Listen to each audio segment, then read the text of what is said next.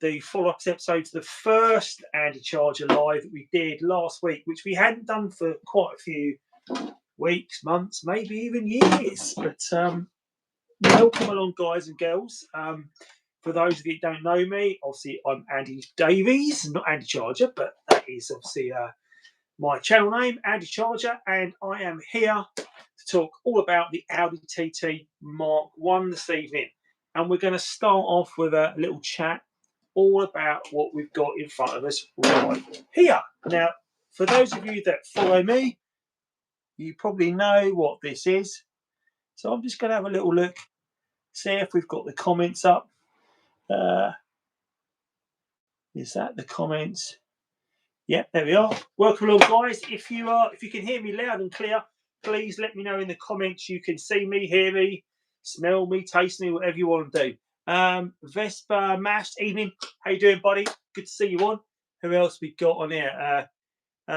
Chrissy Jamie, how you doing, buddy? I know you're coming with us to the International TT show next year, aren't you? So all good. Welcome along, guys. We've got on there Phil Richardson. How you doing, buddy? Welcome along. We're going to got a load of things to talk about tonight. So I've been thinking in the week about what we can cover off on these sessions. Thought we'd talk about some of the things maybe you don't get to see in engines as well. So maybe that might help some of you guys out. Hopefully it does, because what we've got sitting right here is the top off a BAM engine. Obviously you notice the rocker cover or the cam cover gasket and the cam cover itself is missing. Hey, buddy, thank you very much to you over in Australia. You're such a great support of the channel. Thank you so much for sending me $5. $5 Australian dollars, mate. Thank you very much, mate. Great to have you along as always. It must be really early for you in the morning, but thank you so much for that. One thing I'd love to see tonight is, oh, that's just disappeared. Just missed that comment. What did that say? Why can't I see the comments? You'll probably notice that what I've done tonight is I've taken that silly banner off the screen as well, so you can see all of me rather than being blocked off. So great to see those of you here. 5 a.m. there, quite early start. Well, really, really impressed, and thank you so much for joining us with such an early start. So we've got 12 people on so far. Hopefully we'll get it much higher than that, but thank you for those 12 of you that are watching right now. If you've got any questions for me, please put it in the chat and I'll see if I can answer those. If you're enjoying what you're watching tonight, don't forget to give it a thumbs up, because that will get it out to other people as well, and then they can jump on and they can watch as well. So let's get it out to as many people as possible. Share the feed, share the love, get the Audi TT Audi TT Mark 1 message out to as many people. Because even though my channel is specifically for the Audi TT Mark 1, all Audi TTs are welcome, of course. And we know that as part of the Audi TT Addicts group that I am a moderator of, we've got probably people watching that are Mark 3 and Mark 2 owners as well. So please do give it a like if you're enjoying what you're watching. Obviously tonight we're going to be talking about this engine. We've also got the 3.2. You can probably see nestled away in the background there. You can see the papaya bonnet open. So we're going to do a few little tweaks on that and talk about things that are going on with that. Hi Phil, how you doing, buddy? Good to see you. Thanks for your help and your chats on via email in the week. You probably noticed I did a little video on testing the alternator thanks to your suggestions. So again, guys, if you've ever got any suggestions for me, things you want me to do on the channel, questions you've got for me, just drop me an email or send me a message on here, and I'm always happy to cover things off. Which brings me around to this little bad boy engine here. Now you may notice it is missing the top of it. So this is the engine out of the breaker car that we had, the black breaker car that you probably remember I bought for £300. We wrestled the engine out of it. We know it's got problems. We know it's had bent valves, and I think valves coming into contact with the piston head. So I would imagine. So I figured it's time to take it apart and find out what's happened. So over the weekend, over on TikTok, I started taking the engine apart, and I took off the rocker cover to start with. And obviously that's got, I think, 9 or 10 little 10mm nuts that I've got on the floor actually. So let me just pick that up, because what I've done is all the parts to that assembly I've put in this little jug, right? So there's lots of screws and nuts and things in there.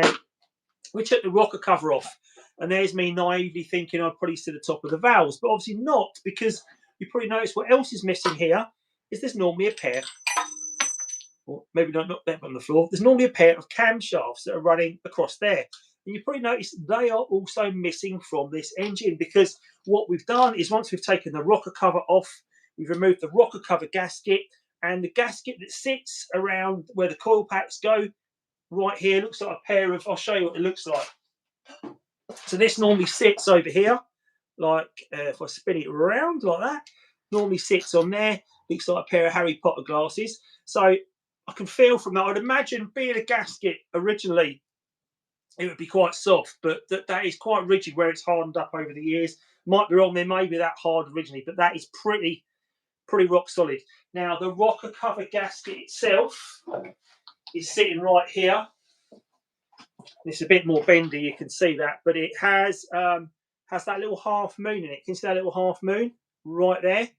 And that tends to be an area which sits right here on the side of the engine, and it tends to cause, or it tends to fail, and you normally get little oil leaks coming through there as well. I'd say one of the main oil leak problems with this engine in particular is normally down to this gasket. So if you've got an oil leak that's creeping down from the top of the engine, and you've got evidence of it all the way down the block, you're more than likely it's this that has failed. And they do fail over time, but the good news is, firstly, it's still available, this part, and secondly, it's a really easy job to do, because all you need to do is disconnect the rocker cover, lift it off, pick this off, and it is a bit tricky to pick off, I have to say, guys. So when you're lifting it off, you've got to get it over all these little screw heads, and it is quite tricky, but you've got it off. We've got 32 people watching now. So, guys, thanks for all being on there and watching tonight. If you're enjoying what you're watching, please do give this a thumbs up. And, of course, if you're enjoying it and you want to support the channel, please send me a super thanks, because that really helps me bring you more content and great videos for the future. But so that is our rocker cover gasket we've got off there so far. So that was gone. The camshafts had gone. But the camshafts came out with the chain tensioner, which is all here as well. So that normally there's actually a chain. So we talk about this engine having a cam belt, not a chain like the 3.2, but it does have an internal chain that sits right here that links the two cams together, the cam chain basically. To get the camshafts off, you also have to remove the sensor, the cam sensor off this end. I'll show you what that looks like. And it looks just like this. So this is normally bolted just here on the end of the engine. So there is your cam sensor right there. And it normally gets fouled and dirty and clogged up, and it causes and eventually fails. So you can replace those. You can still get those new. I think they're Bosch part. You can get them and you can easily replace that. So if you find you've got oil that's leaking into there, as you can see, there's evidence of it coming through the camshaft seal there. That will be it. So then you get to this stage. So you've got your camshafts out of the way. And you'd have to remove all these little brackets as well that sit over the camshaft that lock it down into position like that. There's a few of them. They've got a little arrow, a little triangle on, if you can see that. And that indicates which direction they should all be facing. So I've got them all off. They also have, sitting over the top of the camshafts, they have these plastic covers as well. They've got to come off. They just lift off. And then all of these, the brackets, these brackets that hold the camshaft in place, they've all got these long Torx bit bolts that hold it all in place as well. So we've got it stripped down. Oh, there's me talking all about that. There was our rocker cover, obviously, that sat over. Oh, spin it. No, that's right around it. So that is normally sitting over there like that. So that's probably what you more recognise as the cam rocker cover, cam cover. And this is the trouble with it. They do, because they've got to fit over all these bolts. You've just got to take your time lifting it off very carefully, because it will jam itself on. We've got 47 people on now. So, guys, thanks for joining me along tonight. Hope you enjoy what you're watching. If you are enjoying it, give it a little thumbs up, because it's always good to see you enjoying the content. I was going to try and keep my hands clean tonight, because I was going to show you a few bits of merch with Christmas coming up. I thought, well, I would rock the merch tonight. As you can see, I've got my Andycharger hoodie on. Got Andycharger t-shirts, and if you are interested in picking one of those t-shirts up, you want a little Christmas present for someone, let me know. They come in a wide range of colours. The hoodies are £30 and the t-shirts are £20. I've also got some caps for £20 as well. So if you want some branded Andycharger merchandise, drop me a message at the channel. Guys, also drop me a message in the chat if you are you're watching, you're enjoying what you're watching, you want to pass on some information, you want a question answered, please drop that into the comments right there. So that is where we got to with the engine on Saturday. I did this disassembly live on TikTok, actually, we got to. And when we got to this stage, you probably can't see. So I'm going to bring you a bit closer for this bit. So we can bring you right in. And I'm going to angle the phone down.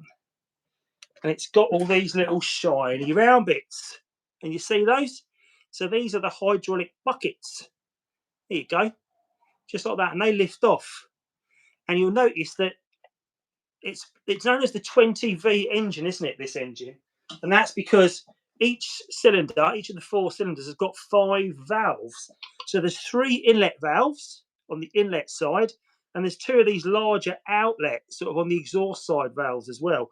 Now, getting them out was a bit tricky when we did this the other day, right? So when I wanted to get these out of the engine, the big ones, I got a sucker cup, essentially to clean the top off the buckets, of hydraulic buckets, and I stuck a cup on the top and just sucked it off. Sounds a bit wrong, doesn't it? But I managed to lift the hydraulic bucket out of the socket. Now, these smaller ones, you really can't get your fingers in there. So there's each of them, there's 3 on either one. The 2 outer ones of each piston head, for each, what's the word I'm looking for? Not chamber. What's the word I'm looking for? Anyway, each one of those, where each piston is going, it's got one on the outside, one on the inside, one in the middle, and the one in the middle is blocked by this like metal of the actual cylinder head itself, so you can't get your fingers in there.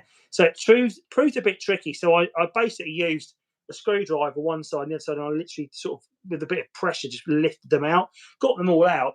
And then when you're at that stage, you can't really there's not an awful lot more you can do. And all that you're left with next, once you've got those hydraulic buckets out, is to start taking the hydraulic and iron block. 1.8T is very quiet for a 4-cylinder. It is when it's behaving and it's looked after. They are a very quiet engine. Do you know what, though, tonight? The comments pop up and they disappear really quickly. So I'm trying to work a way that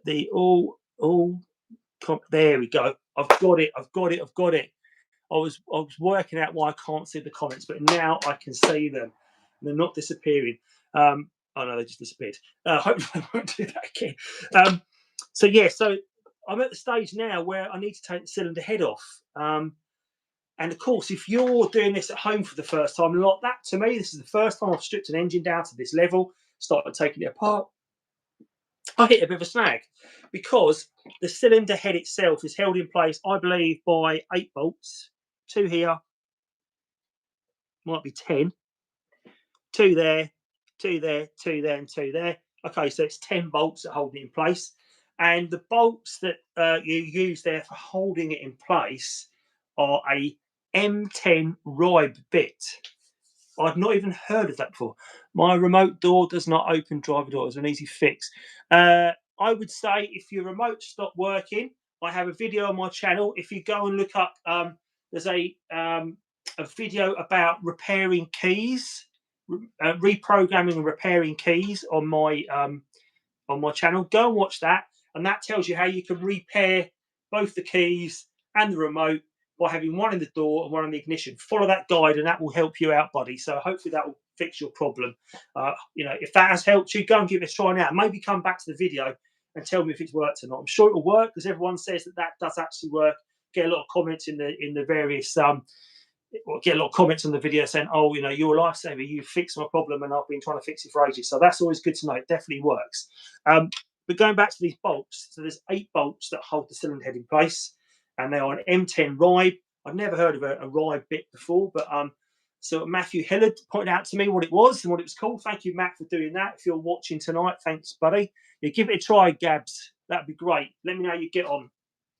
So we were doing that. So we were trying this with the different size Torx bits, and he also said you can use a triple square as well, which is the 12-point spline bit, I think. Nothing was big enough to get into those, so I did. I've got to order one online now. It's one of those things. It's a tool I'm going to get. Am I going to use it again? Very unlikely, but it's going to allow me to take this engine apart and share with you the damage that we've seen. So we're a bit stuck at the moment until I get my my M10 ride bit turn up so I can take the block off.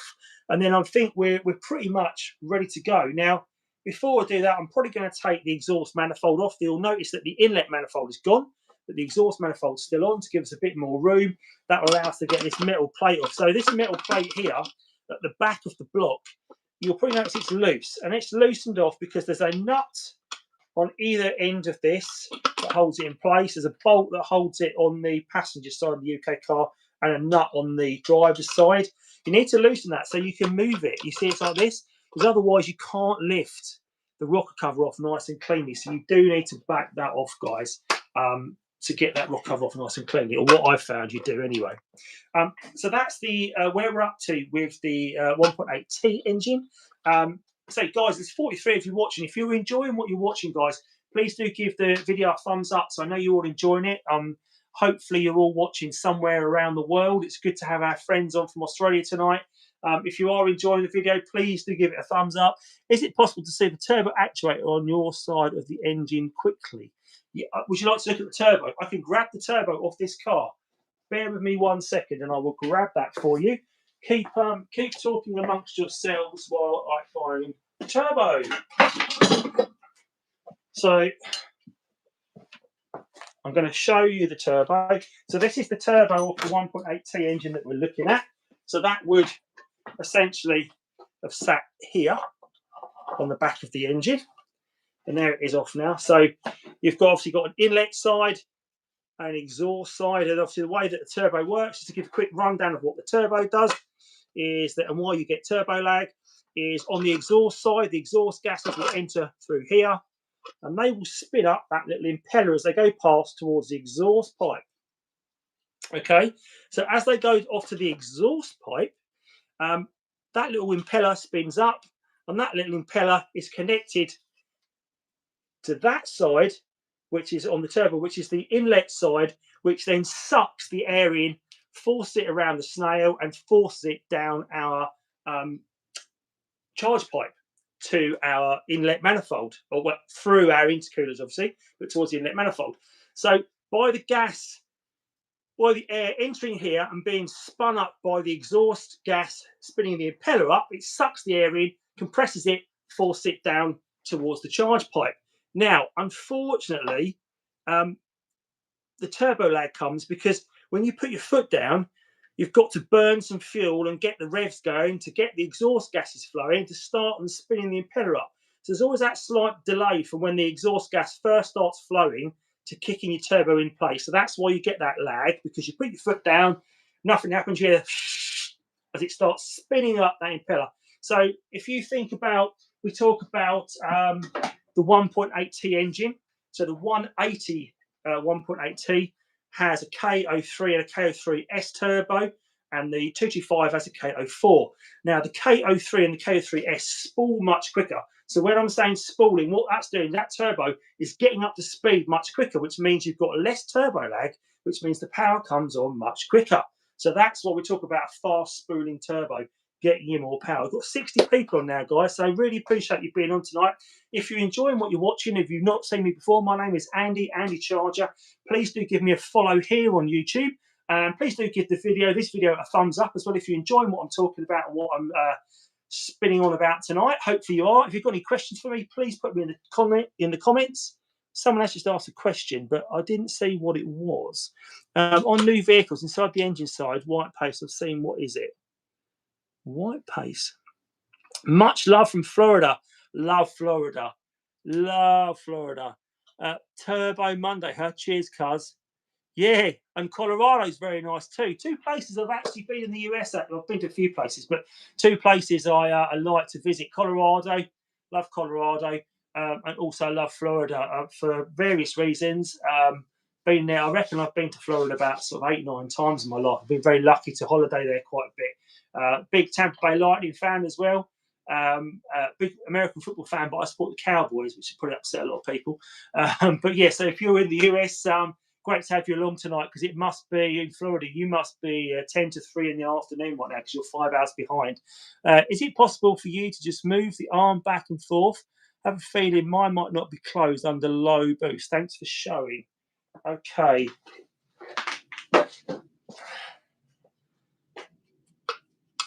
this arm here, backwards and forwards. I don't think it's going to move on it. Oh, there you go. Yeah, there you go. Can you see that? Hopefully, I don't know if you can see that. So that's me activating the turbo. So that's where the actuator comes in and the bleed valve. So there you go. So that is that what you wanted to see? Hopefully that is. Malone stage 1.5 has 0 lag on 225. Nice. That sounds cool. Oh, I'm starting to get dirty hands. That's me saying I don't want to get dirty hands tonight. So, is there anything else you want me to talk about on this 225 BAM engine before we start talking about the 3.2 V6 behind me? Because I did say I'd cover a lot of topics tonight. And we've been on live for 20 minutes now. Yes, thank you. For the sake of 30 quid, better get a new one. Absolutely, buddy. I'd recommend that. So anything that you think is dodgy on the car is not behaving the way you're expecting, and it's a cheap fix, I'll give it a go. Someone I spoke to on the feed last week, they were having problems where they thought their fuel pump had failed. Now, if you watch my videos, you know I've also had a situation with not this 3.2, but the previous 3.2, where I had the crankshaft position sensor fail, which is a bit of a pig of a job to do on these cars, I have to say, on the 3.2 more than the 225. But that was exhibiting lots of other symptoms. So the car would sort of like hesitate and come to a halt and just cut out. Did that on the M25 to me. Did it at the Beauty Motor Show as well, Simply Audi. And I suspected to be fuel pump. So luckily, one of the great breakers here in the UK, Jason Case, thanks Jace if you're watching tonight, he sorted me out a brand new fuel pump. We put it in. We thought it cured the problem. Brilliant. So I sat at work late one night because the car was stranded at work, finished work, went outside like 10 o'clock at night doing this job in the dark. We did it and it was got it working. So we thought, drove it home, and then of course, lo and behold, the symptoms came back. So then I thought, well, could it be the fuel filter? Is the fuel filter blocked? Now, the fuel filter is a really, really cheap, really quick job you can do. Fuel filter sits just on the UK cars. So if we're looking at it, it's on the right-hand side of the car, just behind the driver's seat, under the car, but that sort of position, just in front of the back wheel. Underneath, there's a filter, 2 pipes onto it. Happy days, really quick and cheap fix to do. Could cause you, it exhibits problems like it's got fuel problems. So that's an easy fix to do. 2.2 M-Hawk Turbo 420 nanometers, 183. 249 deletes. Do you know what? These comments keep coming up and they're not staying tonight, guys. I'm trying to work out how I can get my comments on so I can see what all you lovely people are sending. All messages are visible, yeah. So I'm just going to scroll back through the comments. I've placed a flag of beach, lovely. Is it possible? I'm just scrolling back through. So your video on doing the cheat code on the climate controls UI to get the voltage reading, I thought it was super cool. Oh, Enigma, thank you very much for that comment about. I just spotted that. Yeah. So the secret menu, let's call it, the secret menu did it on the 3.2. Obviously, this has got a failed. We'll move on to that in a minute, but obviously it's got a failed voltage regulator, I think, on the alternator. And the way I tested that, which I'm going to do a full video on, is there is a secret menu on the air conditioning controls. So the way, nice 20 valve turbo. Thank you, buddy. Appreciate that. And on those controls that you have, you can hold the recirculate button down and the up arrow on the air conditioning. You get into a secret menu. You control that by turning the temperature dial to flick through the codes. And if you get yourself to 20C on that gauge, it will tell you the voltage that the car's pumping out. So you need the engine running, obviously. And if your alternator is working, and you should be getting around about 14 volts from the battery. So the battery is obviously a 12-volt battery, but when the alternator is running, it should be generating about 14 volts. So if you check the voltage at that point, and it calls itself the AC compressor voltage, so it's obviously taking it off a sensor on the compressor, that if it's getting like 11 volts, then the battery's not charging. So if the battery's not charging, sounds to me like the alternator's got a problem. Now, it could be a case of it's not the alternator itself that's failed, but sitting on top of the battery tray on the 225 and the 180s, 150s, you've got that little fuse box that's got lots of cables going to it. A little black fuse box sits on top of the battery, and one of those is the alternator fuse. So that could have gone. It's 150 amp fuse. So it's a big flat bladed fuse. If that's gone, that could be why your alternator is not charging. So it could be that. It could be the bushes have worn out, or the brushes rather, worn out in your alternator. It could be the voltage regulator's failed. So I'm going to do a full deep dive on this car so we can establish what's wrong with that alternator. I'm going to do a service on that alternator if we can to show people what's wrong with it, and hopefully that will get some people out of trouble, and they'll be able to service their own alternators. Because if you can get the alternator off, if you can get that far of getting it off, you can take it apart, you can service it. And if you can do that for a service kit for £30 or sort of $45, that's cheaper than spending £150 or $180, $200 on a new alternator.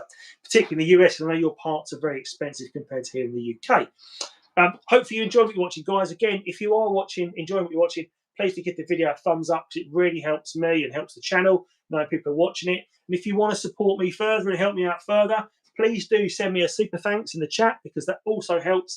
Every donation is most appreciated, because it helps me bring you more great content. So really appreciate you guys out there that do support me. I know that you can also join the channel as a member.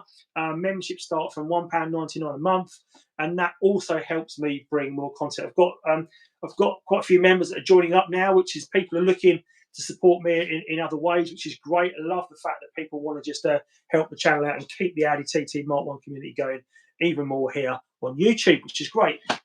But I think that probably will end us on the 225 engine, because I think as it's stripped down, there's bits hanging off it, pipes hanging off it, stripped down. Frostbond Duck Technique, Ari Don't Surf. How you doing? Hey, hi guys, how you all doing? Welcome along tonight. But if you so I've done that video on that alternator secret menu.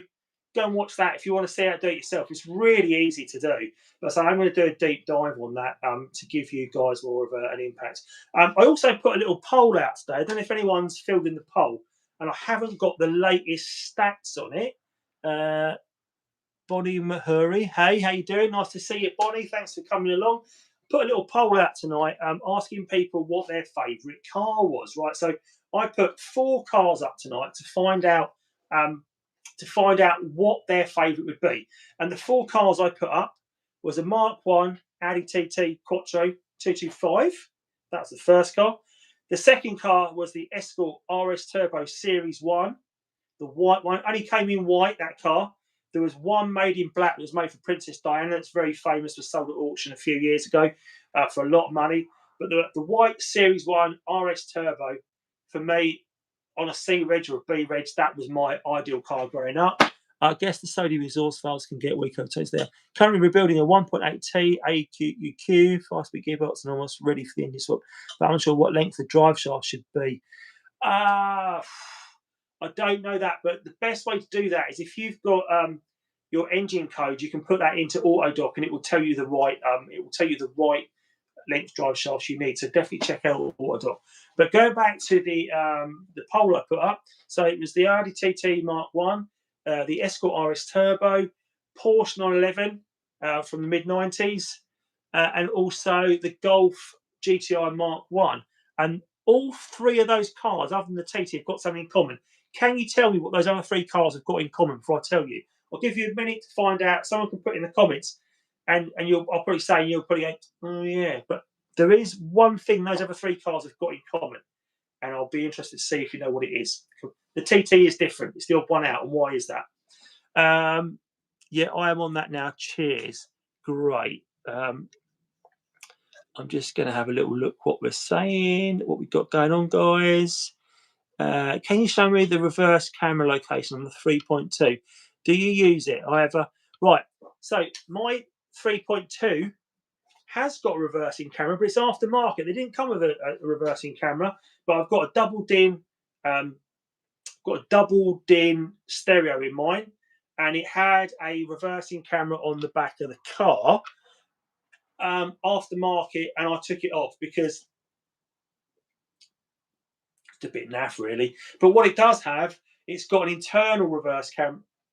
internal driving camera, I guess, at the back. It's got one at the front and one at the back. So one looks out the back window, and it's essentially stuck onto the rear window on like a piece of flex. So when you open the boot, it stretches and comes down. It does fall down. It's not like a little magnetic ball that sticks up there. But the one that you're probably talking about, that's the reverse camera, it's actually bolted to the rear bumper just above the number plate. And I saw that and I was like, that really detracts from the look of my car. So I actually removed it. I actually pulled the cable out. I had no more use for that. So that's where mine is. I'll show you where it was in a minute and why it left two little holes that the previous owner drilled into the bumper, which didn't really fill me for a lot of joy. But that's where that is. But back to the cars, right? No one has put in the chat what they think. I don't think anyone's got it. Mark 4 GTI is a TT with different fenders. Yeah, common rail, direct injection diesel engine. Have you ever heard of it? Yeah, I want that now. No, yeah, common rail diesel. Yeah, my Mondale was a common rail diesel, but obviously I don't have that anymore. Right, so no one has put in the comments what they have in common. Right, so it's quite a simple one. Is the TT out of the four of those cars is the only one that's worth less today than when they were originally sold. So that Series 1 Escort RS Turbo, when it came out in the mid-80s, was probably about £15,000, let's say, maybe a little bit more. And right now, if you try to pick one of those up for in showroom concourse condition, you wouldn't find one for less than £40,000-50,000. The Porsche 911, I think if you've got one in absolute pristine condition right now, it's worth. There's a lot of cheap ones about, but it's probably worth more money than they were paid for when they came out new. The Golf GTI Mark 1, again, if you've got a pristine one, it's worth a lot more money than the ones that are sort of that came out when they were new. And of course, the Audi TT Mark 1 is the car that's got, brake horsepower wise, I think it would give, maybe not the Porsche, but the other two easily beats them hands down on horsepower, from the factory. But it's the cheap one right now. So if you want a platform where you can get a cheap car to work with and do some performance mods, this engine right here, the 1.8T, is so modifiable. That's a word. It's tunable. It's a really good engine that you can work with and do lots of great things. So if you're looking for an engine to tune, this could be the engine for you and the platform for you. Parts are readily available. It shares a lot of, and in fact, this engine itself, the core of it, it shares its heritage right back to that Golf GTI Mark 1 at 1.8. Its heritage, the lineage of this engine traced itself all the way back to the Golf. So it's quite an old engine. But I think that covers the 1.8 off. Let's look at the 3.2. Yeah, so I'm going to pick you up. I'm going to bring you around here. So here we go. So this is the car that lives in the garage. And you probably remember last week we were talking about selling this car. That was an option, wasn't it? Last week we were talking. I'd had an offer. Someone wanted to make me an offer of £10,000 to sell it, and I was seriously considering it. I sort of had the breakdown the week before with the car, with the alternator, sort of made me fall out of love a little bit with it, to be honest, because when cars let you down, it always upsets you, doesn't it? But then I sort of took stock in it and asked a few people and said, should I sell the car? What are your thoughts? And everyone, or most people, came back and they said you would regret it and you wouldn't get another one like that for the miles it's got. It's got 68,000 miles. And it's in pretty good condition. And it's papaya, one of 41 ever made. What do you think of the Subaru VAB STI? I don't know an awful lot about Subarus, if I'm perfectly honest. I know they were always like the, those blue WRX cars. They were always the ones that people like to, race around and rag about in, weren't they, back in the day? But I don't have an awful lot of knowledge of the performance of them and what they do. More knowledge of the 3.2 V6 we've got sitting right here, though. And I thought I'd talk about one of the common problems that you can get with this 3.2. People moan about or worry about the chains. Obviously, we know that's a problem. And I've got a deep dive video on my channel. What about the Nissan GT-R R35? I know very little about Nissan's Japanese cars. That's not my forte, unfortunately. German cars and Fords, I can help you with, but I'm afraid not Nissans. But I'm sorry I can't help you. But if you want to put some information in the chat, I'm sure I can come back on that. But yeah, so the people worry about these cars. They worry about chains. And if you treat the engine right and you don't rag it around and you wait till it's up to temperature, you can look after this engine and the chain problem would go away. Avoid long life oil, engine oil, that sort of thing. Avoid driving it hard before it's up to temperature. Avoid short journeys because it never gets up to temperature, puts a lot of wear on the engine when it's doing that mileage without it being protected. So there are things you can do. The way you can alter your driving style, don't thrash it, don't rev it up. There are other things that can go wrong on it and are almost like obsolete parts now. And one of those would be sitting under this little metal box right here is your essentially your diaphragm for your PCV system. Now on I'm going to turn the camera slightly so we can have a look at that. So this is your diaphragm. It's a very thin piece of like a diaphragm essentially, and it's keeping that air, that sort of oil vapor within the system rather than passing it out through or put it out through this valve into the back here, right? It's this like little star-shaped thing at the back. And what that valve does, it can fail over time. And I want to buy a starter car that's cheap but has tuning ability. Which car would you advise? Get a 1.8T Audi TT Mark 1. They come with 225 brake horsepower standard, and with a few cheap mods, you can be pushing 260, 270, 280. And it can go on from there. Trust me, you can go on and on from there to tune those up. So there's definitely mods you can do. But back to this diaphragm.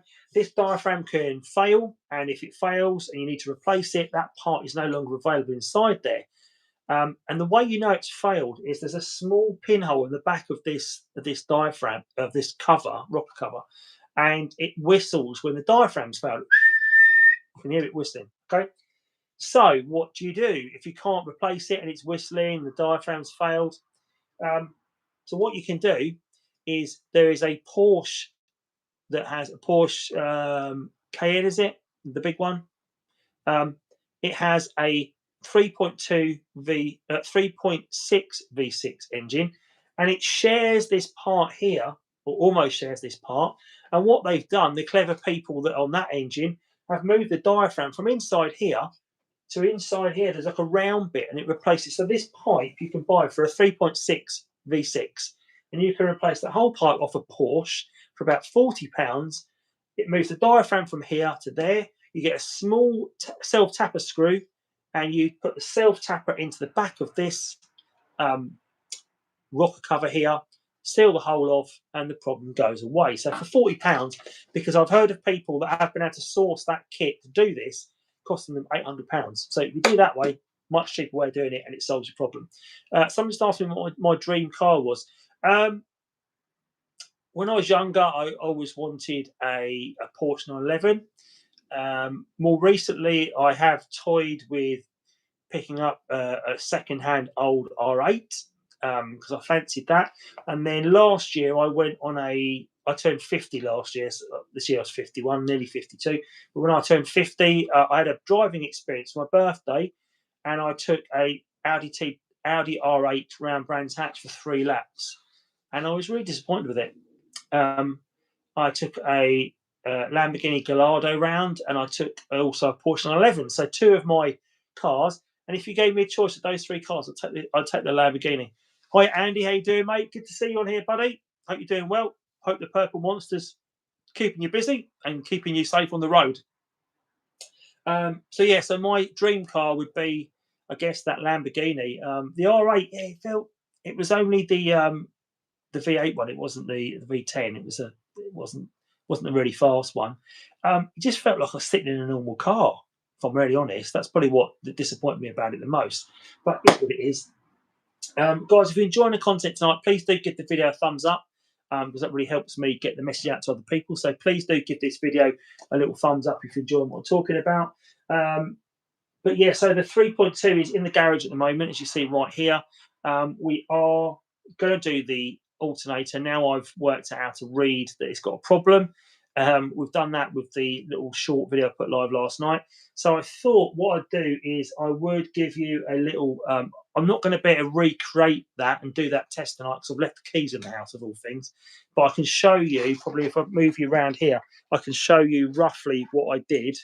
Just going to make sure I don't unplug the camera. So it's going to unplug that like that. We can move it around, like that. It's gone out anyway after all that.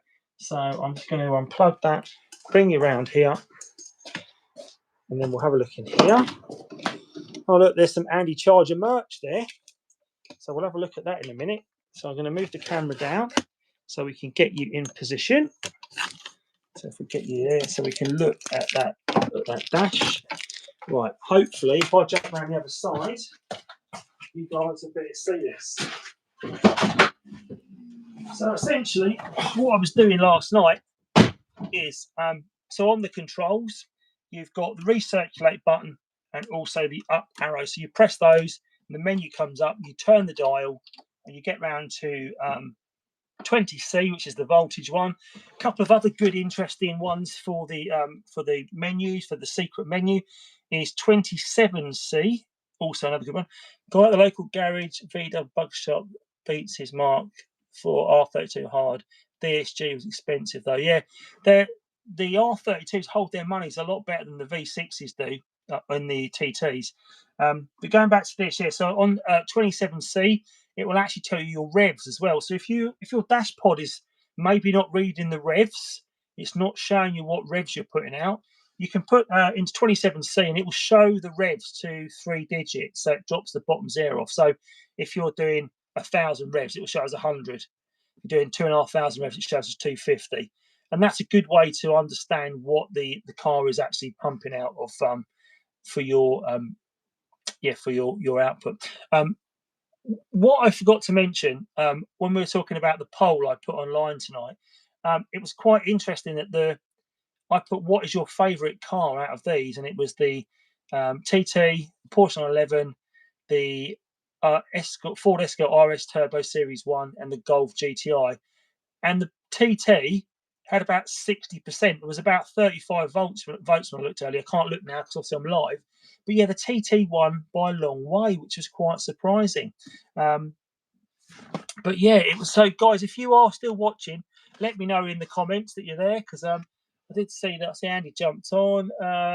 Hopefully positive news with the purple later this week. Oh, I thought yours had already passed its MOT, Andy. I thought that's what thought we were all in good news over it. I thought it was already done, but maybe not. Now, I have got sitting right here, and I'm going to have to give my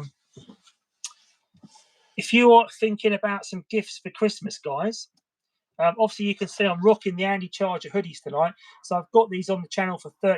If you want an Andycharger hoodie for Christmas, let me know. Drop me a message, an email at the channel. Tell me your size, tell me your colour, and we can sort that out. We can get it ordered up. Obviously, I'll take PayPal, and other forms of payment are available.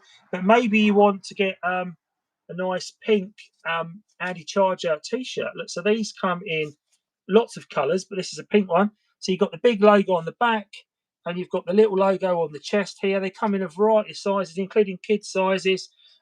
T-shirts are £20. They come in a whole range of colours and sizes. If you want a t-shirt as well, drop me a message, drop me an email on the channel.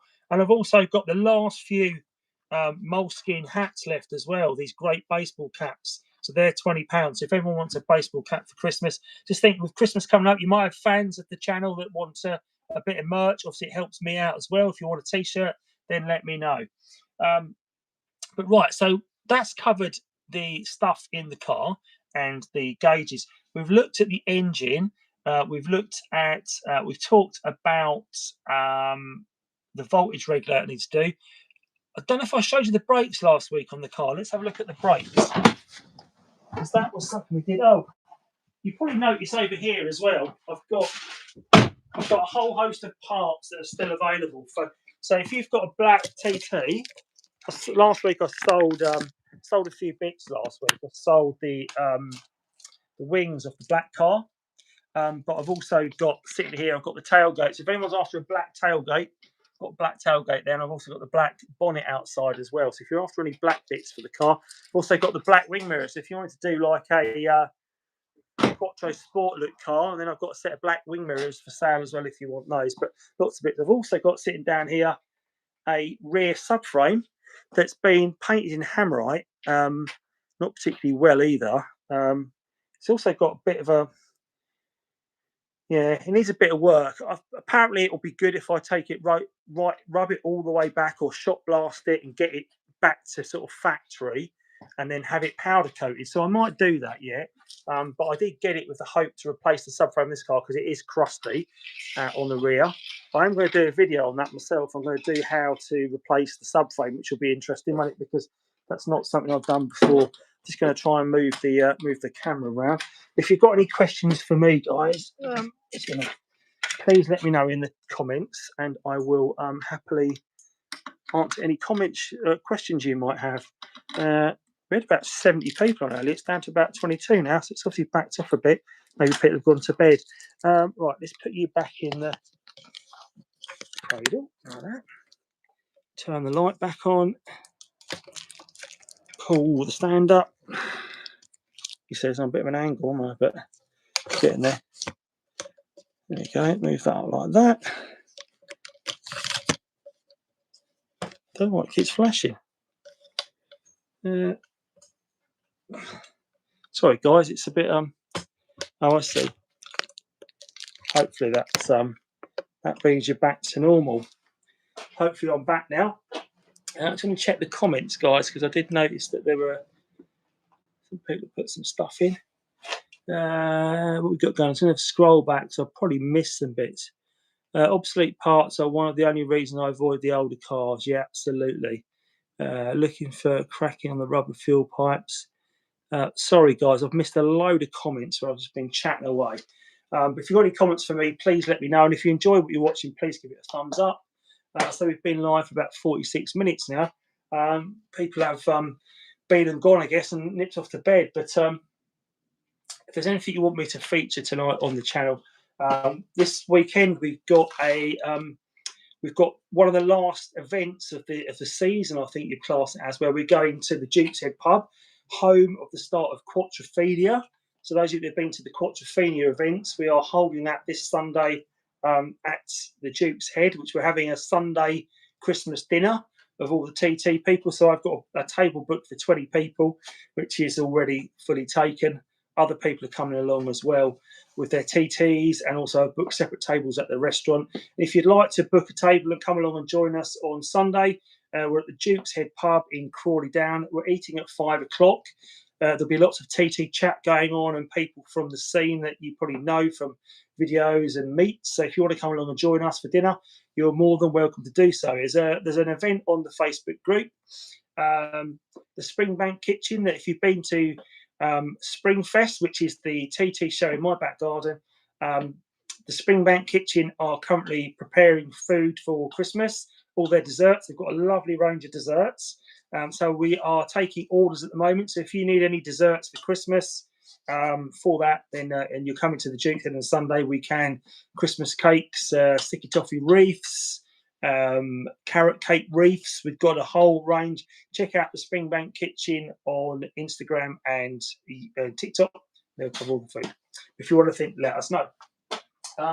If you put that down, have a look.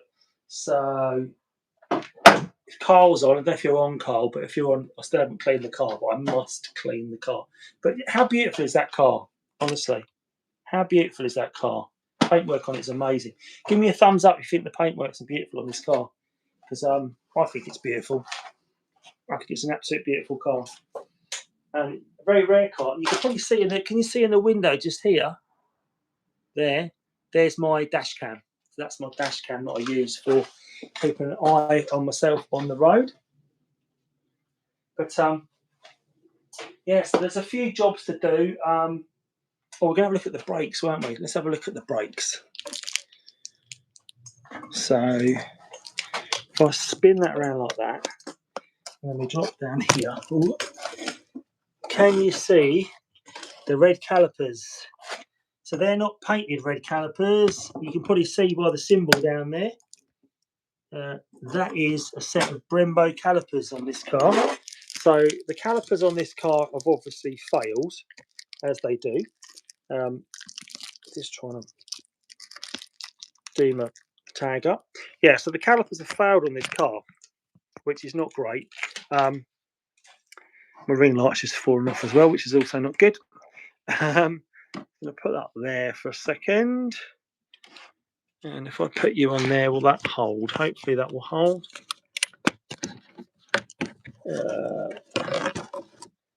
There we go.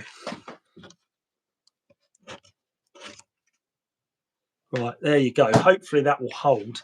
But yes, the calipers on this car, the driver's side one had failed. And it was locking on. It was causing the car to, well, the wheel was heating up on the driver's side. The driver's wheel was heating up really badly, and causing all sorts of problems. Failed the MOT on it because it got so hot the paint had blistered. I wonder if we can see that. I think I might be able to show you that. I'm going to lift you off there. So how bad this paint was blistered on this wheel.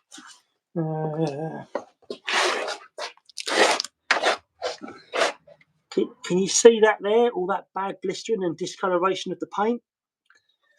That was where the wheel was getting so hot that the paint was actually bubbling off the wheel, which is obviously not what you want for a when you want to stop, is it? You don't want a red hot brake caliper. So yeah, so the brakes on this car were a problem, and they had been a problem before I bought the car, and that's evidence in the receipts I've got. So the lady before me had the calipers replaced with a set of reconditioned calipers. Well, I've looked at these calipers and there's no way they were reconditioned. They might have come off another car, but they hadn't had any reconditioning. So I think the pistons were locked up on it. In fact, I can show you that. I'll show you those calipers. Let me just grab those.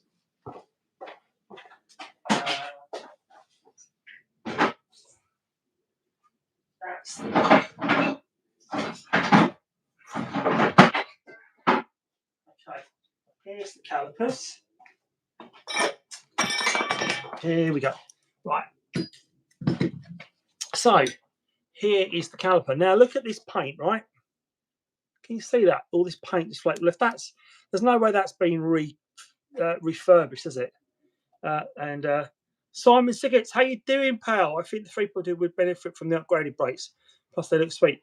It's got upgraded brakes on it, mate. I've put them on.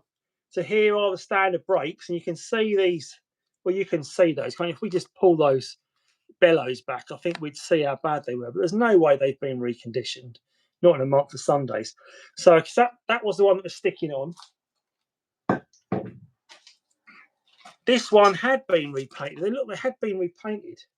But look, this side's not. Look at how bad that is. That's not been refinished at all, is it? So they're a nightmare. This one wasn't sticking though, but the other one definitely was. And yeah, so we swapped them out for a set of Brembos that I got from Mark Stanley. He sold me a set with set of EBC race pads and also a big set of discs. I say big set of discs. They're actually smaller than the standard discs. They're 323mm rather than 334. But the whole lot, and I put a set. So the pads, because they're race pads, you don't really want to use those on the road because they're going to cause you a problem because you can't get the heat into them. So they take a long time to get up to temperature. So you get a brake and you've got a lot of brake fade going on because they're not biting hard enough. So I put these on instead. I put a set of Brembos on it instead. It's got something in the box, but it's not. I hope it's not the brake pads because obviously they're on the car. I think it's got the EBC pads on the inside. Let's have a little look what's inside those. Oh yeah, there you go.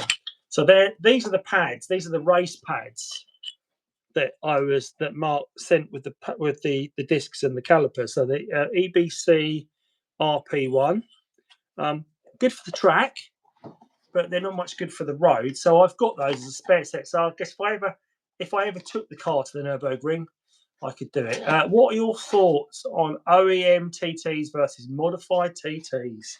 Well, I think you know the answers to that, even though I've just done this brake mod on this car, but that was a bit forced on me.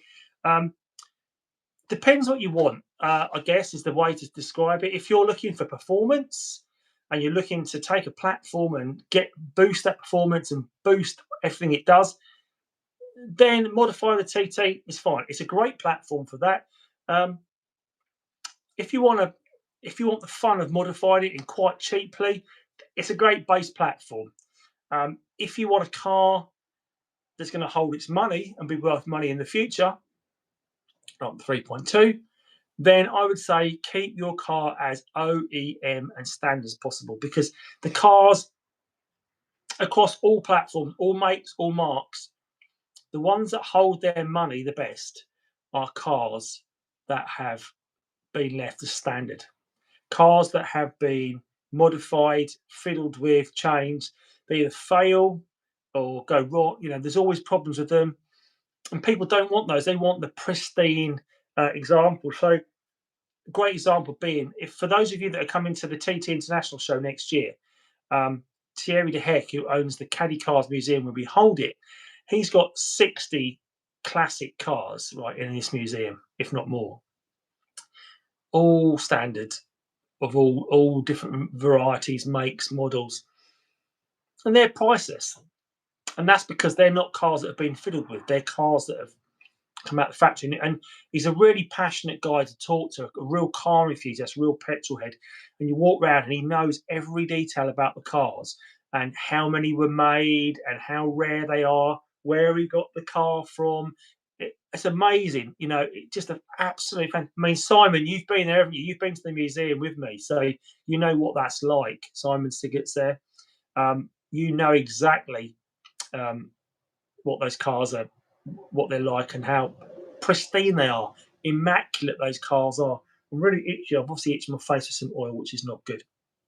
But yeah, so I still haven't had the garage door done, but that's coming this week, hopefully. So I will have a new garage door for next week's live, which will be good. I do want to get some of you fantastic museum. Yeah, absolutely. It's a brilliant museum in it. So it's worth the entrance fee just to go around and walk around and have a look at it. Definitely think that's worth doing. So for those of you that are coming next year, check it out. Guys, if you haven't given it a thumbs up, you're enjoying what I'm talking about, all things TT, and answer your questions, please do give it a thumbs up in the live as well. And say, if you want to support the Andycharger channel even further, please drop me a super thanks, buy me a cup of coffee. Really appreciate anyone that wants to help the channel out and just support me a bit further, because obviously it takes a lot of time and effort and a lot of late nights, early mornings, all weekends devoted to bringing you this content and and doing stuff. So if you enjoy what you're watching, please give us a thumbs up. Costs nothing to do that. And if you want to help the channel further and you want to send me a super thanks, please do so in the chat. You can do that also. But yeah, so if you're not coming to, Jay Leno was in a very similar Bentley recently. He was, yeah. So Jay Leno, if those of you don't know, he's a massive petrol head. He's a big fan of cars. Really, really, really, really passionate guy about his cars. Again, I think him and Thierry would get on like a house on fire because they could talk about all their cars. But so when I went to the museum last year, I won one of Thierry's signed books. Beautiful book. It's about €50 to buy, but it's got all of his classic cars in it. So what I'm going to do is I'm going to do a series of videos, and you guys tell me if you think you find this interesting, because I know we're mainly Audi TT guys, but we also like cars. But I'm going to go through all the cars in that book, and Thierry's got a write-up about all of them and talk about them on the channel. So only be like shorts, maybe a minute long, but we'll talk about those great cars. Might give you a bit of an insight into the cars that are going to be at that museum next year, so you already know them before you get there. But I think it would make a nice little series of short videos just talking about some cars. So he's got like a GT California 250 GT. I did a little video last night on his Ferrari 512 TR, which is the last Testarossa edition made, which essentially saved the fortunes of Ferrari. The Testarossa in the mid-80s was the ultimate sports supercar, not sports car, but supercar. Really turned around the fortunes of Ferrari and kept them in the black in the mid-80s. And of course, things like Miami Vice made the car even more famous, didn't it? And it has a single wing mirror. And I said the reason it's got one wing mirror is because no one's coming past you when you're driving a Testarossa, but you need to see when you're passing to pull back in afterwards, because you don't need to worry about people coming past when you're driving one of those. 195 mile an hour top speed. which is quick at getting you down the road, quicker than the TT does. But yeah, so I've got what else have I got going at the moment? Just to let you know, some jobs coming up. So the main job I'm going to do on the engine is I'm going to get that ride, the M10 ride bit that Matt Hillard told me about, for taking the engine apart. And the bimotor did, but that was a one-off special build. And I think that Testarossa, it had 422 brake horsepower as well. 5 litre flat 12 that car had in it. Amazing car to look at, amazing engine. But yeah, there definitely are more definitely there's faster cars out there. There's always going to be a faster car. You know, it's like brake horsepower in a TT. You know, what's the limit? What's the limit in the TT? Because I know that Paul Knight's got one that's got over 450 brake horsepower down in Hastings. See Paul quite regularly at meets. Great car, be in it. It's a bit of a mind-blowing car because it goes around roundabouts like it's on rails. It doesn't move. It's the most crazy experience. And then obviously we've got Jermaine that's got over 800 brake horsepower in his car, I think. Now that's a lot for a Mark 1, isn't it? That's you're talking about almost it becoming undrivable at that point. I would guess that sort of power you must be putting through the wheels. Amazing car to see though. There's some really, really great cars. And I do keep meaning to get out and do some more TT meets TT and bring you some more cars of people's cars and share them with you on the channel, which I think I will be doing coming up in the near future. Twin 1.8T, 20 valve, 500 brake horsepower each. Yeah, that's quite crazy, isn't it? There's also that 2.8 V6 that they made a one-off of from the factory in Imla Yellow, which has got the running gear out of a B5 running gear, twin turbo. I don't know if you've seen that one. I've seen that in the flesh. I've done a video on that as well on my channel. So go and check that video out if you've not seen it. And that that bi-turbo, twin turbo car, they've had to modify the whole of the interior. So it's got a massive tunnel going through it where it's got all the drivetrain going through it. Before there was such a thing as a 3.2 V6. Amazing car to see. It looks like a TT, but the headlights have moved forward and the bumper sticks out further. And you open the bonnet and the turrets for the suspension are like much further forward because it's obviously a much longer chassis on the A4 that I think it came out of, or the RS4 that it came out of. So yeah, all good. Put some comments, guys. If you've got any questions for me, if you've got any problems with your cars, then let me know in the comments, and I'm happy to try and answer any questions you may have. If you've got any, what you're up to with the cars at the moment, let me know. Which of the 4 cars that was in the poll this afternoon, which of those cars did you think was your favourite? So most people voted for that TT. I think most people voted for the TT. In second place, we had the 911. In third place, we had the RS Turbo. But in last place, no one voted for the Golf.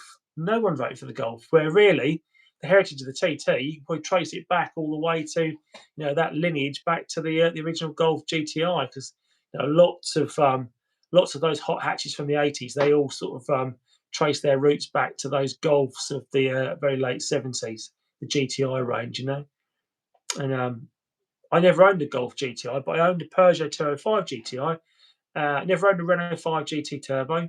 I owned an RS Turbo. I owned an RS 1600i Fiesta. Never owned a Fiesta RS Turbo. Never owned Sierra RS Turbo. Never owned an Escort RS Cosworth, which I always wished I had, really. That would have been an interesting car because they were amazing when they came out.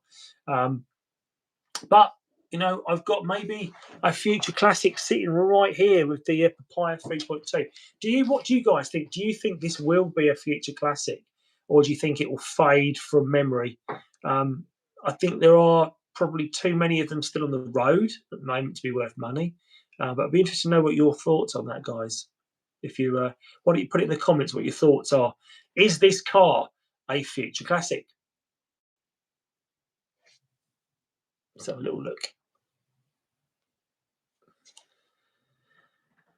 There's 23 of you on. If you're enjoying what you're watching with the cars tonight, guys, please do give it a little thumbs up. I'm just trying to see if I can fix my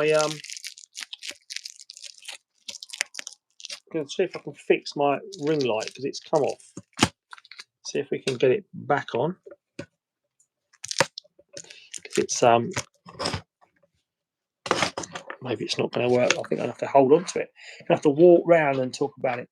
But here's the we'll go back to the 1.8T engine, because you all love the 1.8T, don't you? Lots of you own a 1.8T. So there's a part of here's a view of the 1.8T that you probably don't see very often, and that's obviously the back of the engine block. So you've normally right here, this is where your turbo goes on. So you'd have 3 bolts that can be a bit of a problem to get out right there. So there's your turbo.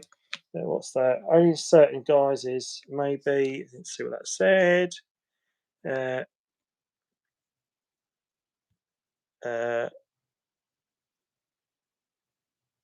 eShov. I didn't see what your message said then, buddy. I pressed the wrong button. It hid your message. I'm sorry about that.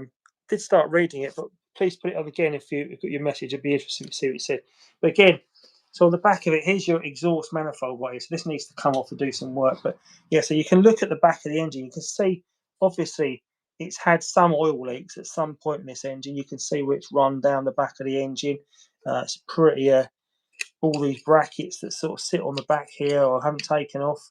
There's the, well, it's broken. There's the turbo gasket that sits between the turbo and the manifold. That's obviously broken.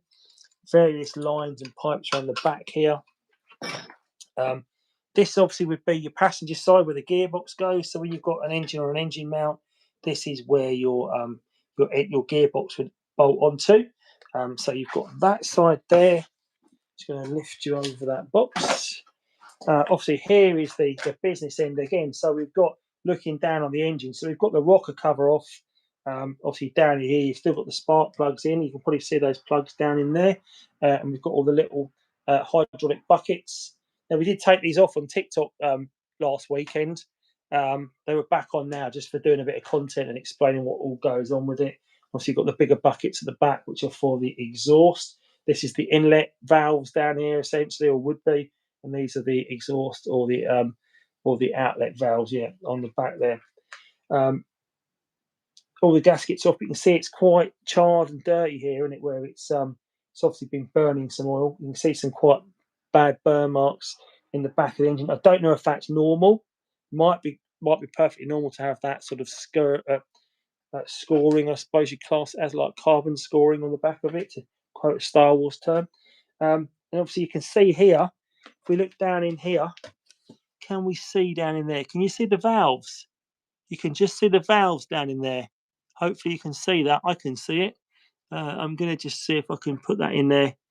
I can't quite see what you guys are looking at the moment, but that's where the valves are. And that's looking through the inlet manifold holes where the inlet manifold will go, because obviously the inlet manifold will bolt onto here. But say it's pretty stripped down. So we look round this side. You've got, this is obviously where the cam belt would have been. On this side, obviously you've now got the camshaft crank has got the camshaft sprocket is gone, but down here you've got the crankshaft sprocket down here. You can see the TDC on that as well. Obviously the cam belt failed in this engine quite spectacularly by the look of it. So what was that message? Just missed the message. It was in reply to a question regarding future classics. The rare ones, i.e. the Mark 1 Sports, probably destined for future classic status. Like you say, other varieties, yeah. There's too many of them around at the moment. Absolutely right, eShov. Totally running me around. So what I've got on the floor here, I keep getting the cable caught. I've got 2 cam belts, right? I'll see if I can hold you back up, guys, up here. And I'll do that, and I'll focus you down like that. There you go. So there you go. I can take my hands away again. So I did a cam belt change with Bryn a couple of weeks ago, or probably about 8 weeks ago now. Bryn came down from up north, well, from the Midlands, and helped me do a cam belt. Never done one before. And if you look on my board over there, you can probably still see he's left his tips for me for when I do it next time, but if they've worn off a little bit. So Bryn is an absolute legend when it comes to TTs. He did a live yesterday on doing a clutch change. I don't know if any of you on here were watching Bryn yesterday do his clutch. Great to see him doing those jobs and being back active active on the channel and sharing jobs he does. I know it helps many of you out thinking about giving things a go yourself. So well done, Bryn, for bringing that content back to us all, because we appreciate that. But this is the cam belt that came off my Roadster. And I think he was showing people, it's quite dirty this, but you know, looking at the belt, looking for cracking. Well, this belt doesn't have any cracking in it. And people say, can you tell from looking, you know, can you see that, like, the teeth through it and stuff? And I don't think that makes a lot of difference, because this belt hadn't done that many miles, but it was 5 years old when we took it off. But now it's off, it's in really good condition. It looked like the belt that we put on, it looked pretty good condition. There's a bit of grass hanging off it there, so it's not a bit of thread coming out of it. So the belt looks all right. And you can see there, you can see which direction the belt would have gone in. So that was the belt that came off the Roadster. But the engine we just looked at, this is the engine, the belt that came off that engine, right? And if you look, if I turn this inside out, so we'll do that to it, right? We'll turn it inside out. And there's a reason for this. So here's the teeth that are going around your belt, yeah? So if we look at it, there you go. So straight off, you can see there's a couple of teeth missing there, but that's not the worst bit of it. So the belt keeps going round. And look, you've got 3 or 4 whole teeth missing there off the belt. But again, that's not the worst bit of it. So that's going to be your belt. So another tooth missing there. Another tooth missing there. I mean, this belt was being on its last legs. This is the bit that gets concerning. Look at this bit of the belt, right? And I'll tell you at the end of it. See if you can guess how many teeth are missing here in one go, right? Look at this. And then the teeth start again, right? There's one missing a bit there, right? That had lost 22 teeth off the belt. So I thought, how, you know, on the grand scheme of things, if I run this round the various pulleys on the car, the crankshaft pulley at the bottom of the car with 22 teeth missing, that would not be good. Yeah, would not be, yeah, like spent ammunition chain. Yeah, that would not grip at all. That's got no grip on that crankshaft pulley. So there's no wonder this engine had a problem. And you can see what, you know, when I spoke to the guy and he said, oh yeah, you know, it just sort of stopped one day and I couldn't get to restart. Well, I'm not surprised, because your engine has come so far out of time. And when Bryn was here, we sort of like lined them all back up again, or tried to line it all up. And Bryn couldn't work out why it was so far out of alignment. He said, you know, that is out by, you've never seen one that far out, I think is where he was getting at. But then when we saw the state of the belt and it had lost that many teeth, that explains a lot, doesn't it, really, to see that many teeth missing off the belt. But hey ho, it is what it is. The engine is a goner, but it does mean I can now take it apart and show you what happens if you don't maintain your engines. Is there any way of identifying cam belt condition without taking it off? Ishov, I suppose, as Bryn mentioned on his talk about his cam belt, he was looking at one he'd taken off, and he was showing that you could see cracking in it. But you can also see, you can almost like see the teeth through the belt. Can you see that? You can almost like see shadowing through it. I don't think that is a very good indicator, because there's nothing wrong with this belt really, and you can see the teeth through that as well. So I don't think, when I did mine, if you can see rib lines under the plastic cover, tends to be a sign. Oh, okay, but do you know what? If I feel this belt, this is the one that's got off the Roadster. I don't know if it's because it's got all its teeth intact, but it feels more rigid. It feels more as one. Does that make any sense? It feels like one thing. Whereas this belt, with the teeth missing, it just feels real floppy and horrible. But that's probably because it's got that massive amount of teeth missing. But this, you can see the difference in shape they hold as well. Look, so if I can almost like put the teeth belt, the belt with the teeth missing sits inside almost, because it's just got it's just so flexible compared to the other belt. So, but again, they've both been done, and that's not the only thing you should change. When you're doing a cam belt, you should do the hydraulic dampener as well. You should also do the belt tensioner, and also the water pump. So they're 3 key components you should change along with the belt. It's not just cam belt, water pump. You should do the hydraulic damper and also the roller tensioner as well. So they're two things you should do. Yeah, so the subframe I've got on the floor here. Again, I picked this up last Monday on a day off work. It's here. It's still, I mean, you can see how grot it looks. So it's going to go off to the powder coats. It's going to have a blast, I think. I don't know if it's salvageable or not, but I'm going to give it a go. I think Bryn did a video on doing a rear subframe restoration, and I think he took it to a local garage to press the bushes out. So I'm going to give it a go myself and see if I can push the bushes out myself. But I'll give it a go, see what happens. Factory T-belt every 60,000 miles, yeah, or 5 years, whichever comes first. Because that's the thing, is that belt of mine was 5 years old this year, so we changed it. It hasn't done anywhere near 60,000 miles, so whichever comes first, 60,000 miles or 5 years, I'd say. So if you're buying an Audi TT Mark 1 today, and it's comes with no service history, I don't care how old it is, how many miles it says it's done, there are essentially, there's 3 jobs I would do straight off the bat. So I've got a car, I've got no history. First thing I'd do is I would change the pickup pipe, and that's easy to do. I've got a video for beginners on how to do that because I'm a beginner myself. And you literally drop the sump off, you change that pickup pipe. You also need to take the oil pipe off the back of the sump, obviously, because obviously you're taking the sump off. Comes with the kit you get to do the oil pickup pipe. Billy Cloud does a great kit on Cloud9 Customs. So if you go to his website, you can get the whole kit for about £45.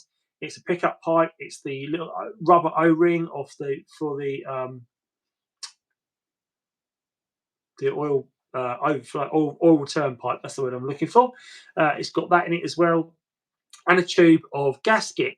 And I say a tube of gasket because it's not a physical firm gasket like a cork gasket. It's actually a tube of liquid gasket, so you have to be very careful when you do it. There's a bit of a technique and a tactic to getting it just right. The bead's got to be just fine enough to seal, but not too much that it's going to overflow and fall in your sump, because that's the last thing you want, is bits of gasket going in your sump, blocking up your nice new oil pickup pipe. But so if you've never got any record of that pickup pipe being done on your new Audi TT Mark 1, get that done. That's the first job I'd do. Second job, if I've got no evidence of it, get the cam belt changed. Yes, that's an expensive job, but the difference is if you don't get it done and it fails like this car did, or this engine over here, that engine. So if it fails like this one, then you've wasted your money anyway. So I'd say definitely do your oil, do your cam belt and your pickup pipe. And the third thing I would do is I'd give it a good service. So I would do it. Obviously, if you're taking the sump off, you're going to have to change the oil anyway. But I'd treat it to a new set of plugs as well. Give the car a bit of TLC. Do a full service. Also do the pickup pipe, and also do the cam belt. And then, of course, there's other things you might need to consider. The Haldex might have been unloved for some time. Do a Haldex oil service change. I've got a video on how to do that at home on your drive if you need to do that. Recollectibles. Are many cars collectible with the younger generations? I don't know. I think it may be buying Jags. Yeah, do you know what? So there is quite down here, Simon, in the south, there's quite a few younger girls and guys actually that have got Mark 1s and are picking up Mark 1s, which is so the scene seems to be still very much alive, which is great to know. That one of the guys actually that sources, if you're doing the cam belt, the advice to water pump. Yeah. So that's part of the kit. If you're doing a cam belt, you do a water pump, you do you do the hydraulic damper as well, and you also do the roller tensioner. I'm going to show you all those parts right now. What we're going to do. So I have them all sitting on the shelf. There is 1, there is 2, and there is 3.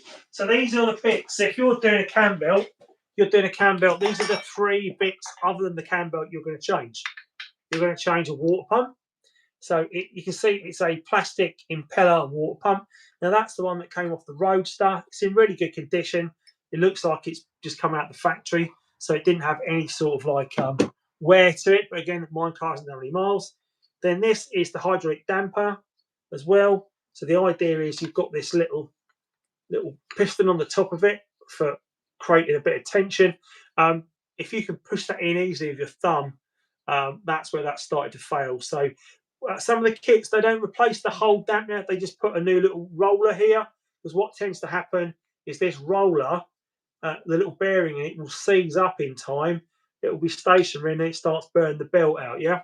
And then the other one is also, this is the same problem that you can get on these. There's a bearing in this. This is your belt tensioner, your roller tensioner, and they can also seize and cause the belt to overheat and obviously cause damage. So they're the three bits: the hydraulic damper, the roller, and also the water pump, as well as your belt. So they're the bits. So if you're going to do a kit, they're the bits you need to do. He says. But yeah, so they have been my jobs. So the Haldex, the Haldex on the Roadster doesn't work at the moment. The Haldex on the 3.2 V6 does work, but on the Roadster it doesn't. Haven't done the pickup pipe on mine yet, but I can see the gasket beading around the outside of the sump. Not sure. If you can see the gasket beading, that suggests it's probably been off at some point by someone that's been a bit overzealous with the gasket sealant. So it's probably been done, but my concern would be if you can see that much gasket sealant around the outside, might have been done a bit overzealous. So you might need to get that off and give that a clean up. But anyway, guys, if you're enjoying what you're watching, please do give this video a thumbs up tonight, because it helps me know that you guys are enjoying what you're watching. It also helps me continue to bring great content to you. And if you want to give me a little super thanks to buy a cup of coffee, always much appreciated. I always love a super thanks on the channel. Always helps me out to keep bringing you great content and keep the lights on here at Andycharger Towers, which is always good. What else have we got going on at the moment with the car? I'm trying to think. I've got loads of parts lying around at the moment, so I need to have a bit of a clear up because we just got so much going on.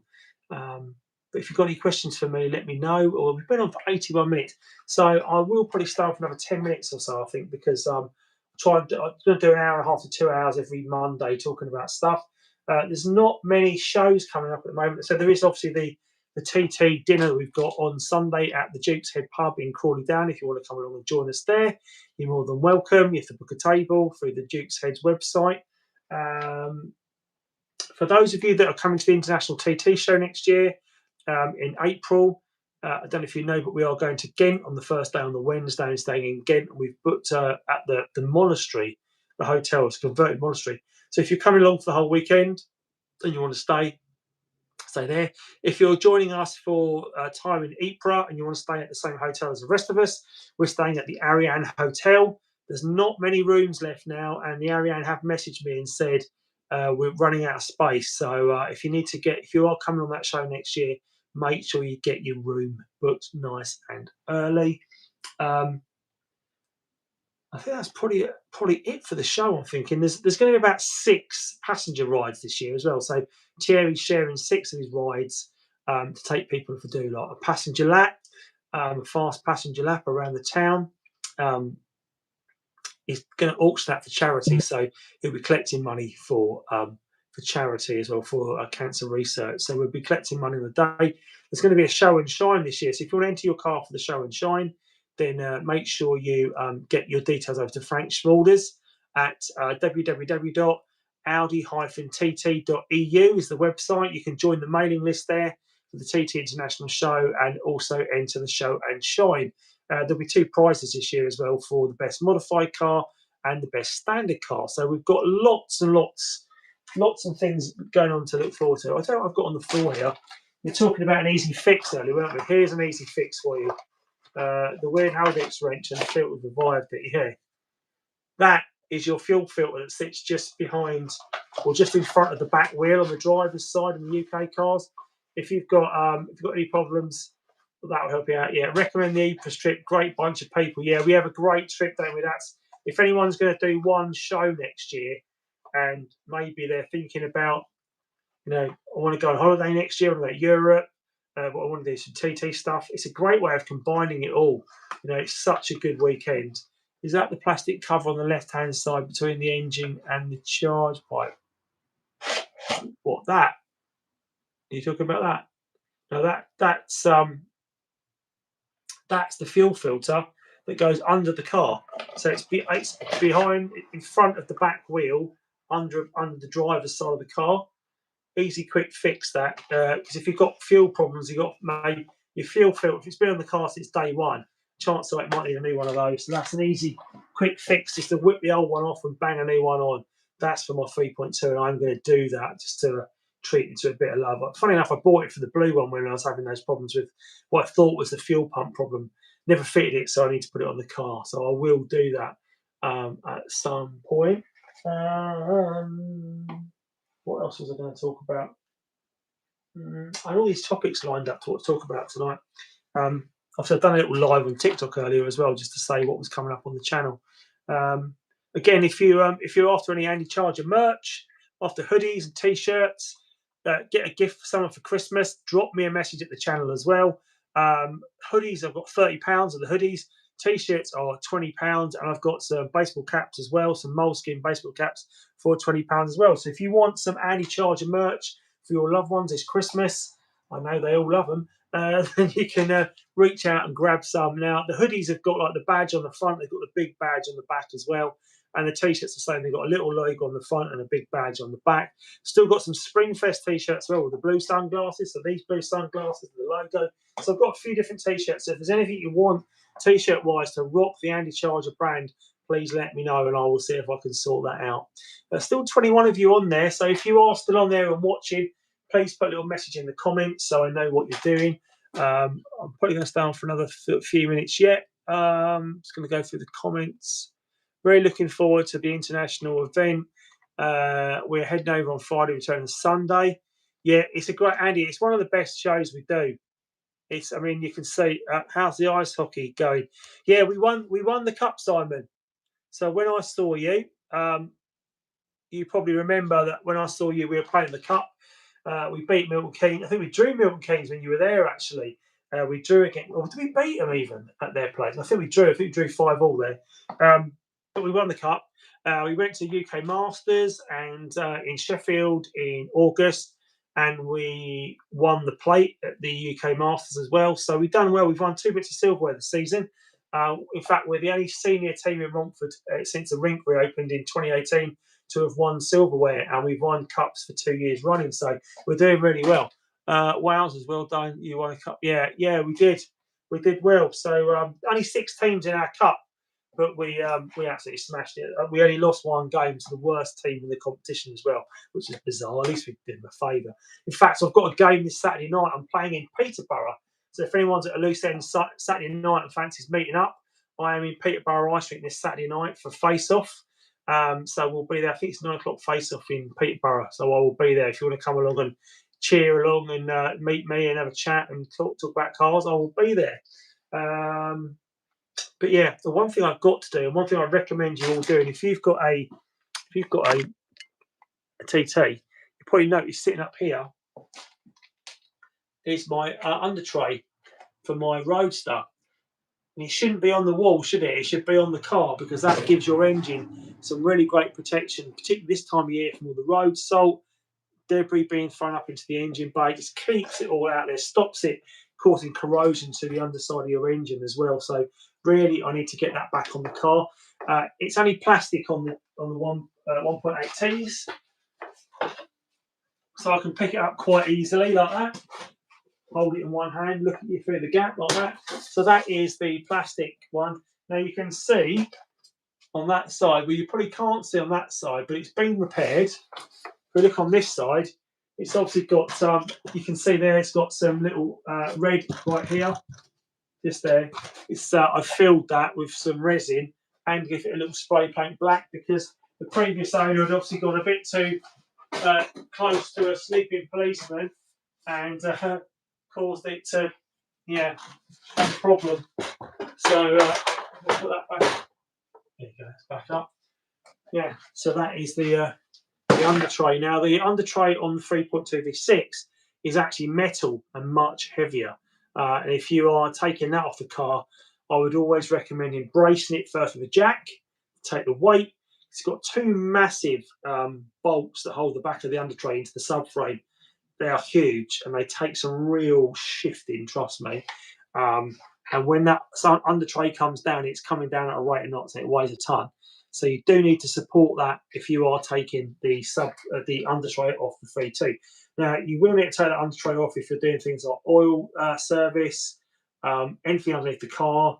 I'm not going to take it off to do the alternator, but I am going to undo it at the front so I can get the bumper off, just so I can slot it out. The alternator on this is about here, just here in the car, round about there really. But I need to take the front off to get to that, because on the 225s and the 180s, you can get to the alternator nice and easy from the top. There's no room to work on the 3.2. You've got to take the bump off to get to it. I think Bruno and Dom have both done a video on the best way to take to access that alternator, and it is to take the bumper off and access it from the front, because underneath, which is the recommended way by Audi, you've got to take too much out of the way. You've got to take the power steering pump off. You've got to take the AC compressor out of the way. You've got just loads of stuff you've got to get out of the way to even get to the alternator. Easy to do it from the front. So that's what I'm going to do. What else have I got coming up? I don't know. I've got a load of videos that I need to publish. People are asking, I don't know if you've noticed, but I'm doing a lot of content on the Fiesta as well at the moment. So both my kids have now got a Fiesta each. My son had a Peugeot 207, which the clutch died on a few weeks ago.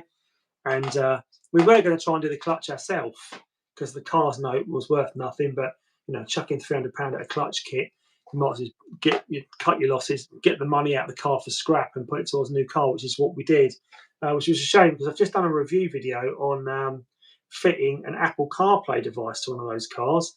And it's not just one of these stick-on ones on the dash. It's actually built into the car.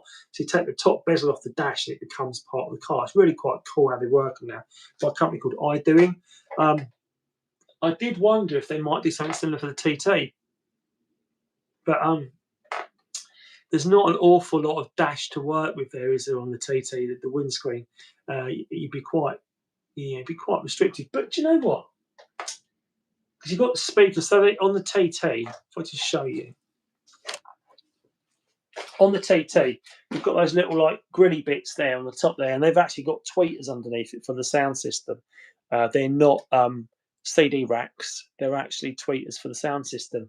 But of course, if you put something on top of those, you'd impact the sound, wouldn't you? So I guess that's why they don't use those as a way to somewhere to put a stereo. On that Peugeot, what it did, because you've got two little LCD screens which still need to be attached to the car, or that you get socket airbag lights and engine management lights, but you can either tuck them under the unit or you can actually mount them on the radio. I've seen the single DIN flip out screens. I'm going to try and design a rail system so you can put the TT cover underneath the VIA. Do you want to have a look at mine while we're talking about that? Let's see if I can show you mine. So you want to see if the cable will reach. So I have in my car, in my 3.2 V6, you might have seen it if you were on earlier. Get in the car. So here is mine. So I've got a double DIN screen in mine, right there. That is my double DIN screen. But the TT flap, you'll notice, is gone. There's no TT flap on that, which is obviously the iconic feature, isn't it, in the TT? So there's no TT flap, but I've got a double DIN screen with Apple CarPlay, which is great. Also got my up here, I've got my dash cam as well. It's also got these coffee cup holders as well. So these are, and also these carbon wrap door handles. So this car has a few OEM plus bits, I suppose you class them as. Not bits I've added to the car. These are bits that came with the car when I bought them. And I've got all the original parts of the car to put it back to standard if I want to do so. Would I do that for my use? No, because I love my double DIN Apple CarPlay device. The sound system's fantastic in the car now. But if I wanted to keep it totally standard, yes, I would put that back to normal. You know, that's why I've got all the bits to do so. This car has an Alcantara in leather seats as well, so it's half leather, and the Alcantara inserts as well. So it's a really nice feature. What's that? The dashboard is what, £50. The dashboard is £50 to that dashboard is £50 to not happen. I don't know what you mean by that. I'm not sure what that means, Kenneth. Oh, the dash cam, you say, or the dashboard.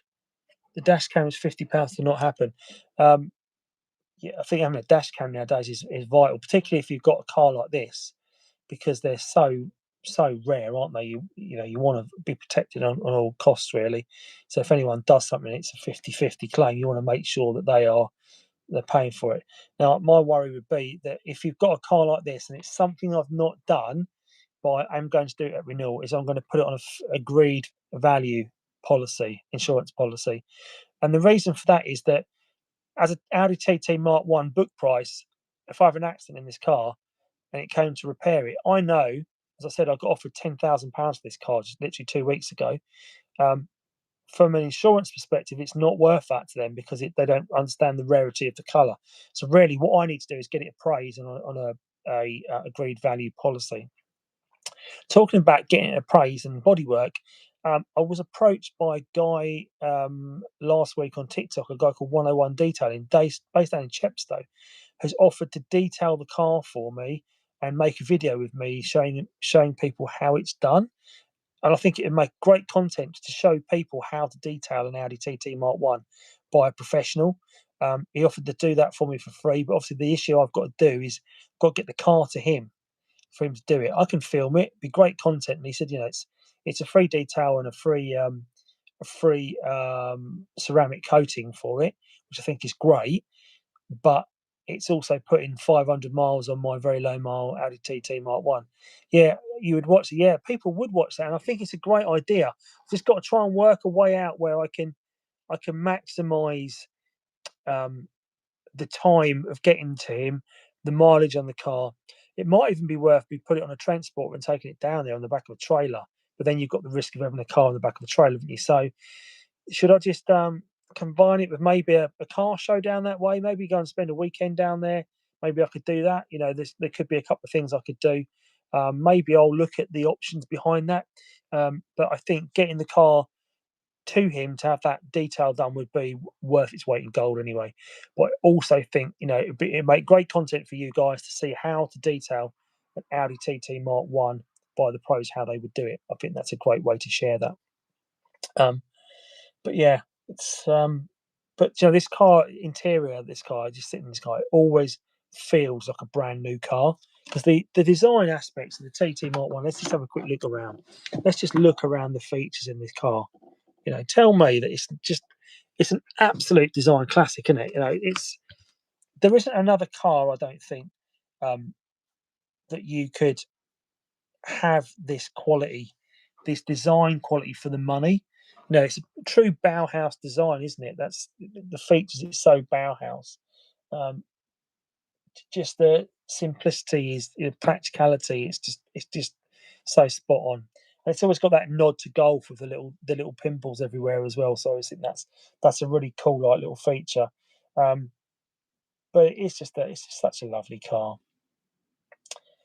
When it's working, when it hasn't got an alternator failure, which obviously we know right now it has. But yeah, I don't know if I'm what my plans will be for the future for it. But I can't really see myself selling this now. You know, it's such a. I mean, look at it. I mean, tell me that's not a beautiful colour car. I don't believe anyone. I almost want to just do that and just talk to you guys off camera, but just show you how beautiful it is.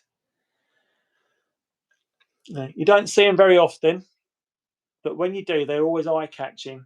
And that's one of the few things that I remember when I first got this car just over a year ago, and we went to my mother-in-law's for the weekend. When we first got it, first trip out on it, and on the Sunday morning, I reversed down the drive, and two little lads were walking down the road, and they stopped to usher me out, let me out, and they said, "Cool car," and I said, "Thank you very much."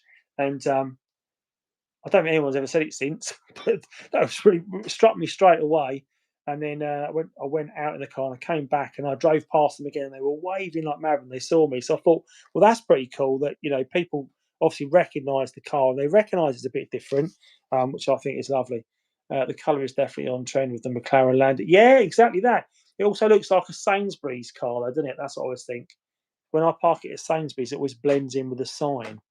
And there's a when we go to Sainsbury's in Staplehurst, there's a little yellow or little papaya um, Focus RS that's parked there as well. And I always go and park near it and think, oh, which looks better, the Focus RS in papaya or this in papaya? I think this in papaya looks best. But yeah, good old Lando. Well done, Lando. If you're watching this, Lando, well done on winning the championship. No matter what they all say, I think you've done a great job this year. Well, a lot of people say you've done a great job. Well, I particularly think you've done a great job. So hats off for all you've done for Formula One and taking on the might of Mr. Verstappen. So I think you did really well this year. But yeah, this would maybe that make a great car for you, Lando, if you're out there watching. Maybe that's the car for you. For the right money, obviously. I can have it back when you're finished. But yeah, I think I don't think there's anything else really to cover tonight. Just conscious that I don't want to sort of bore you all. There's still 21 people on watching, so if you are still on one of those 21 people and you haven't given it a thumbs up yet, please give it a thumbs up. And if you want to send me a super thanks as well for my to buy me a coffee, please do send me a super chat, super thanks as well. There's a button on screen for that. My buddy in Australia that always sends me a super thanks. As soon as we go live, he sends me a super thanks every time. Love that. Thank you so much for sending that to me as well, because I'm sure you've gone off to work now because it's an early start for you. But yeah, I do need to do an oil change on this car as well. So that's one of the first things I need to do. I need to get the do an oil change because it hasn't had an oil change in a year. You should do that every every year. You need to change the oil in this car. I don't want to sort of be the person that kills it, after all the great work it's had. And I've got a box of oil here in a box for doing an oil change on a 3.2. I had we had a trip to the Nürburgring a couple of years ago. Some of you that are on now were on that trip actually. I think Simon was on that trip with us, and we had a few drinks one night, and we had who's calm. Why saying calm down? Not sure what I've done. We had a few drinks when we were at the Nürburgring, and one of the guys that was there offered to sell me two. No worries, Phil. Thanks for jumping on. Thanks for your help with the secret menu as well, buddy. Video will be coming on all the full details, so thanks for jumping on tonight. And a guy that we went at the Nürburgring with, he sold me two of those quarts of oil, those quantums of oil, and 3 oil filters and a load of sump plugs as well for 50 quid. And I thought, happy days, that'll sort me. We'd had a few drinks, obviously, and he was a bit like maybe he'd had too many drinks that night, but yeah, the ring was also a lovely trip. Yeah, do you remember George with the blue Mark II? George sold me the oil. So if you're on there, Mr. Webb, still got some of that oil and those sump plugs that you sold me after that great drinking night. So that was good fun. I had quite a good deal out of that. I've bought a wheel off you as well somewhere. There's a wheel in my garage. I've got a spare 3.2 wheel from George. He sold me quite cheaply. The garage is just full of tyres and parts for Mark 1s. I think most people, if they said to me, have you got a so-and-so for a Mark 1? I'd say, yeah, probably got it in the garage somewhere, because I have got lots of stuff. So even things like I've got a spare tailgate over there, a black tailgate. There's a silver bump hanging up. Can you see the silver bump hanging up? Here, there. There's a silver bump hanging up. There's a load of tyres at the back. There's a wheel there. There's a pair of. It's almost like you could do I Spy, couldn't you? You could play. Look, on the wall there, you've got a pair of lower control arms. Oh, someone else was it, Kenneth? For someone else needed to calm down. I didn't see what they said. Were they being rude? Let's have a look what was said.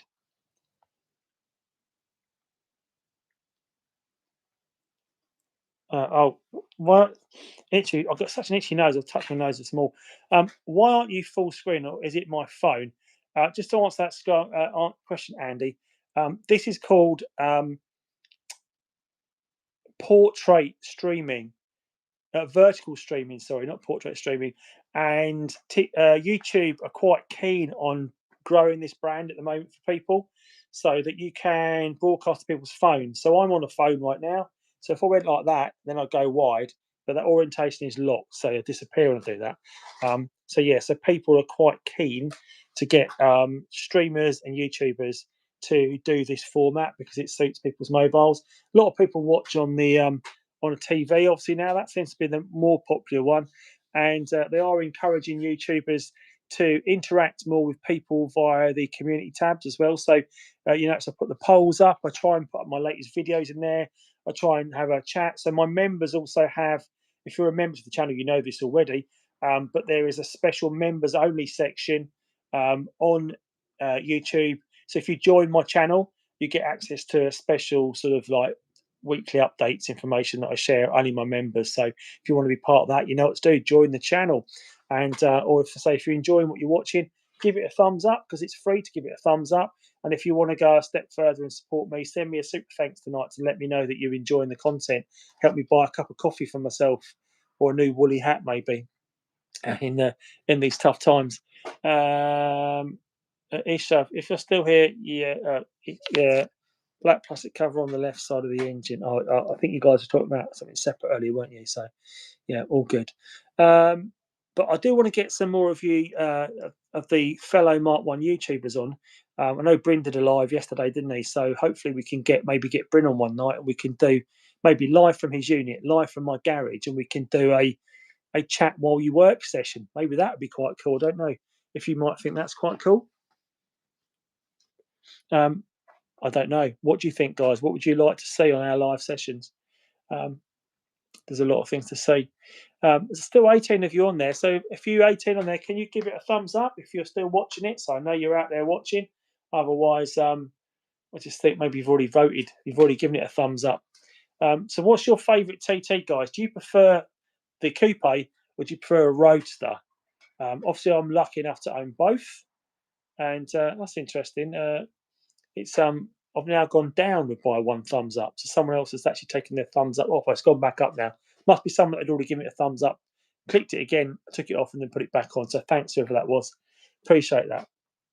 But yeah, so what's your favourite? Coupes or Roadsters? Let me know. From my experience, they're a totally different driving experience. The Coupe, I feel is much more sure-footed, but is that because it's a 3.2 V6? Is that what makes it feel different? I don't know. But the Roadster definitely feels more wallowy, but it's also good fun, even in the winter. I've done a video on that quite recently on how much fun the Roadster can be in winter.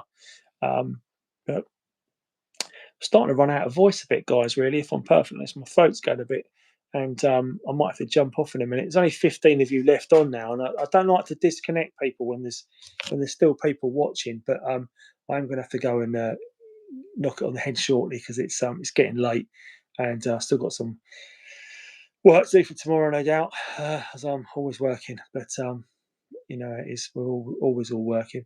Yeah, 3.2 Roadster would be nice. Yeah, that is a nice car. Still suffers the wallowing effect, though, I've noticed from the 3.2 Roadster I've been. The 3.2 Roadster, though, you do get that beautiful sound all around your head, don't you? So you've got the roof down.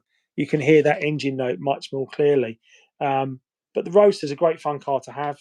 Anyone that's got one loves them. Roadster is a heavy pig. It's a bit harsh, but it's yeah, they are quite heavy. But I think more wallowy. They don't go where you point them so easy, do they? That's the trouble. Whereas the 3.2, the coupes, they definitely go, yeah, it's the sound, yeah, absolutely. They are an amazing car. I was going to start it up for you guys tonight, but I left my keys in the house, and if I go back in the house to get the keys, I will disconnect the microphones, which is not great. But I'm definitely running out of voice. I don't know if you can hear that, but my little microphones, which I've got on my little TikTok shop. So if you follow me on TikTok shop, I've always got these on the go as well. We own both too. 3.2 Roadster is more wallowy, but the sound is so much nicer. Yeah, absolutely, Simon. with the Scorpion exhaust. Yeah, but the top comes off. It does indeed. And I think if you've got a soft top with the hard roof, the hard top for the soft top, um, I, I might be wrong here, but I don't think you fold them flat. I think you take them off, don't you, to replace the hood? Is that right? Might be wrong. So people have to tell me in the comments if I'm wrong there. But I think you actually unbolt your roof to put the hard top on, which is, I have to say, taking the roof off is a pig of a job. I know that from changing the roof. It's a pig of a job. It's doable. I did it on my own and really struggled because I left myself in a bit of a precarious position with the roof up in the air, and me standing in the middle of the car like this with no way of getting it down. So yeah, bit of a pain. Right, I'm going to jump off, guys, because oh, it goes over, does it? Oh, that's good to know, Simon. So you wouldn't be in such a position then if you did have to take it off. That's interesting to know. Right, well, I appreciate all of you being on tonight, all 15 of you that are now left. Yeah, I'll get that folded down. But yeah, thanks for jumping on. I will do it next week again, and I will, of course, have more topics to cover off, I'm sure. More questions. If you've got any questions you want me to cover off next week in the video as well, in the live session, it seems to be a good way. We had about 70 people on at one point, which was great. I'm happy to talk to you guys, answer any questions, undertake any jobs you want me to undertake, maybe live on the chat as well. So thank you guys for your comments. Really appreciate it. Give it a thumbs up. Don't forget and share. Go and watch some of my videos as well and share them around so people know what's going on. Get going, mate. Cheers. I'll buy some clobber. Oh, pretty. Thanks, Simon. Appreciate that, buddy. Yeah, appreciate all your support for the channel, guys that want to buy merch. Check out my, drop me an email if you want a t-shirt, a hoodie, baseball cap. If you like what you're watching, give this a thumbs up. If you haven't done so already, maybe give it a super thanks, a little super chat, which you can do by contributing to the channel here and live now. And if not, just drop me a message. Just tell me what you're enjoying it. That makes a big difference to me, knowing how much you guys enjoy what I do. So like to share my TTs with you at all times. Thanks so much. I'll see you next Monday for live TT chat if I don't see you before in a video. Thanks all. Take care and see you soon. Look after yourselves.